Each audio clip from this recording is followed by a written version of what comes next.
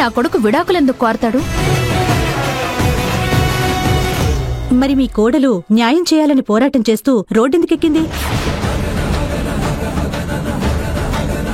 తన జీవితం రోడ్డు పాలవుతుందేమోనన్న భయంతో.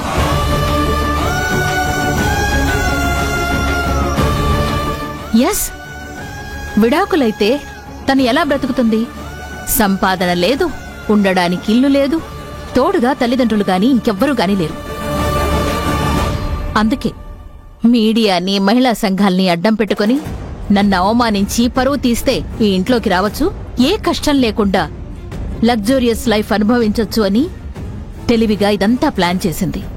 ఇదే అసలు నిజం. మొన్న జ్యోతి చెప్పిన అబద్ధమే కాదు, ఈ నిజాన్ని అందరూ ప్రచారం చేయండి, పేపర్లు రాయండి, జనానికి తెలిసేలా చేయండి. ఇదేది నిజం కాదు. నాదే తప్పు అని ప్రూవ్ చేయటానికి కాదల్లారు. నా భర్త ఎట్టి పరిస్థితుల్లో నాకు విడాకులు ఇవ్వాలనుకోరు. నేను నమ్మను. ప్రూఫ్ తో సహా చూపించినా కూడా ఎలా మాట్లాడుతుందో చూశారు కదా. చూడు, రాజీవ్ తన స్వహస్తాలతో పెట్టిన సంతకం. అయినా 4 days బ్యాక్ నీకే కదా చెప్పింది. మీరు చెప్తుందంతా కట్టు కదా. మీడియాని నమ్మించడానికి మీరు అల్లిన కథ. ఇలా పేపర్స్ మీద సంతకాలు కాదు.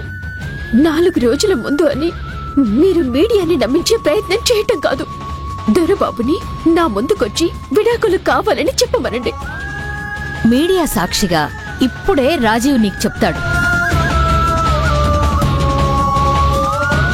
రాజీవ్, రాజీవ్,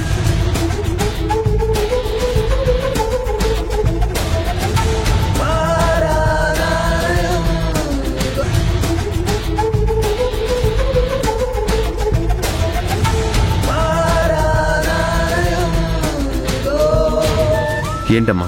రాజీవ్, నువ్వు నీ నోటితో విడాకులు కావాలని చెప్తే తప్ప జ్యోతి నమ్మదట. ఆ ముక్కేదో నీ నోటితో నువ్వే చెప్పు.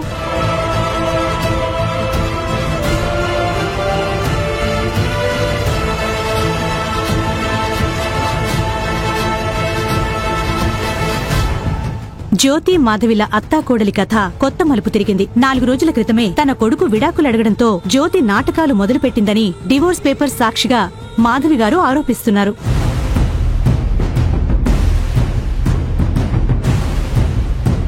చెప్పు రాజీవ్. జ్యోతి, నీ నుంచి నాకు విడాకులు కావాలని నేనే స్వయంగా పేపర్స్ మీద సంతకం పెట్టాను.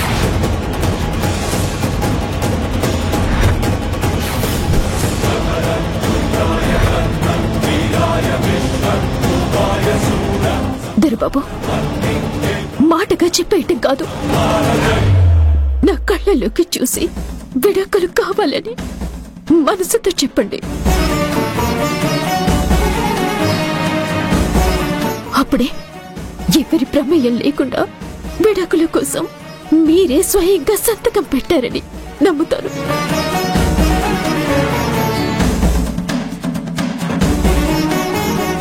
కొంపదీసి మనసు మార్చుకుంటాడా రాజీవ్? జ్యోతి, నీతో కలిసి నేను జీవితాన్ని గడపలేను. ఇప్పటికే నువ్వు చాలా తప్పులు చేశావు.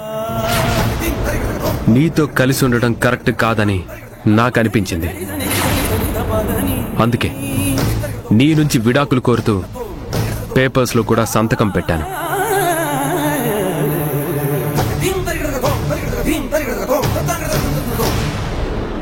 నా కొడుకు చెప్పింది విన్నారుగా, ఇదే నిజం, ఇదే వార్తల్లో రావాలి.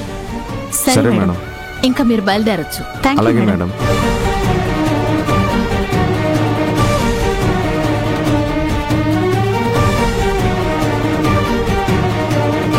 జ్యోతి, నువ్వెంత తప్పు చేసినా నీ మీదున్న ప్రేమ నాలో చావట్లేదు. మళ్ళీ చెప్తున్నాను, తప్పు ఒప్పుకొని అమ్మకి సారీ చెప్పు. నిన్ను నేను లోపలికి తీసుకెళ్తాను. ఇదేంటత్తయ్య? టెన్షన్ పడకు, నేనున్నాను కదా. చేయని తప్పుని నేను ఒప్పుకోలేను దొరబాబు. ఆత్మగౌరవాన్ని చంపుకొని బతకలేను.